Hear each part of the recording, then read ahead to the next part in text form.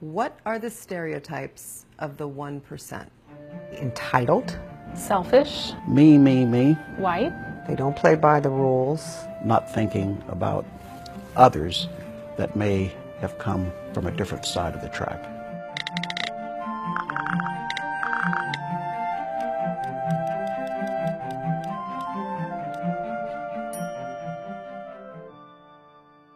The 1%, as you well know, is overwhelmingly white. We're talking about the top tier of Americans who have and own a majority of the nation's wealth. These are people who are uber rich. There are a few African Americans who have made it to that tier, but compared to the number of whites in the 1%, they are literally a percent of the 1%. So why is the 1% so white? It has to do with something called the racial wealth gap.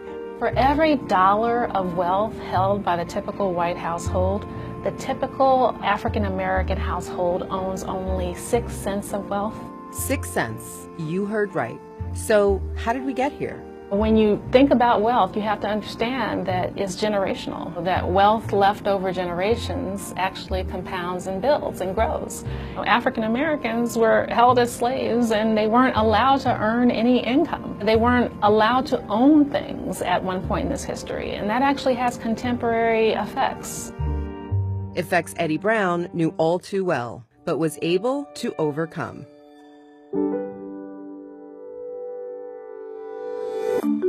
Then we bought the building next door because since we didn't do that, we bought this. And then just September ago, we bought the next one too. So Brown Capital is basically all 3 townhouses.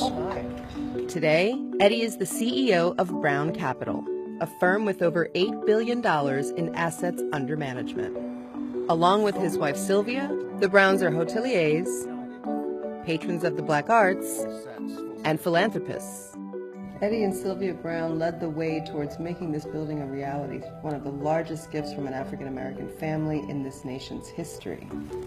So you were born to a teenage mother in the Jim Crow South, on the wrong side of the track. On the wrong side of the track, which means, as they say down south, dirt poor. But there's another concept, though, that people say, pick yourself up by your bootstraps. This is America. You know, our pastor used to say, people make that statement. What they don't realize is many people don't have boots. So you got to help get the boots. Then maybe they can lift themselves up. Is there an obligation, particularly in communities of color, to give back? I feel very strongly that there should be. I mean, how did they get there?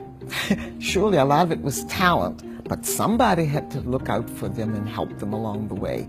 Despite their success, the Browns have still faced certain barriers to wealth creation. Home ownership is one of the pillars of wealth, and blacks continue to face discrimination in the housing market. You know, we've sold a couple of homes over the years, and I remember the realtor said, let's take down photos so one seeing the home that's white won't recognize it as being a black homeowner. And I was just shocked. We were shocked. They said family photos around, they all should come down if you want to get A sale. well, a good price. So I'll take you into the library now. It's one of my favorite rooms.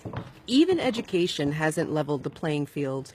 Today, blacks with a bachelor's degree have less than half the wealth of whites who didn't graduate from college.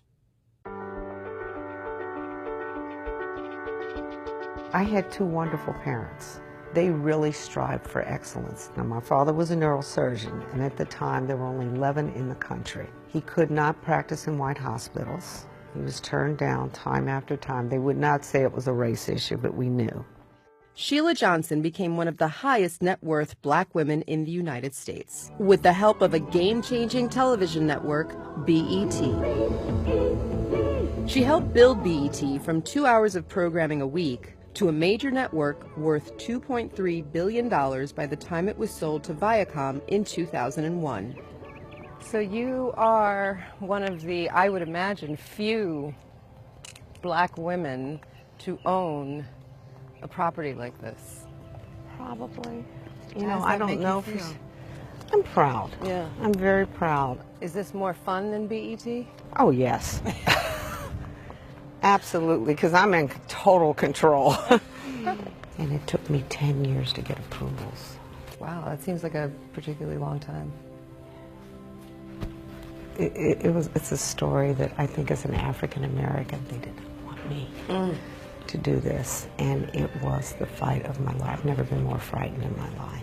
Despite the pedigree that you have, despite... They didn't care. They didn't care. If you are a person of color, you can have as much money as you want. You're still who you are. And that was a lesson I really learned. But there is a loneliness that very wealthy African Americans do feel in their lives. When it all comes down to it, there are very few people in that category. How do we diversify the 1%? I think it's really incumbent upon us who have achieved some modicum of success to make it our business to mentor and to uplift. There is no reason why we shouldn't have more people of color in the 1%, showing that, you know, that their talent can be reflected in terms of financial well-being. The data actually shows that people of color who are in job-creating positions hire more people of color. It's about power. If you have the money, through society you gain power. People start to notice you. Use that power appropriately, reach out, and feel secure within yourselves to be able to go out and help others. And that's the only way we're going to get stronger.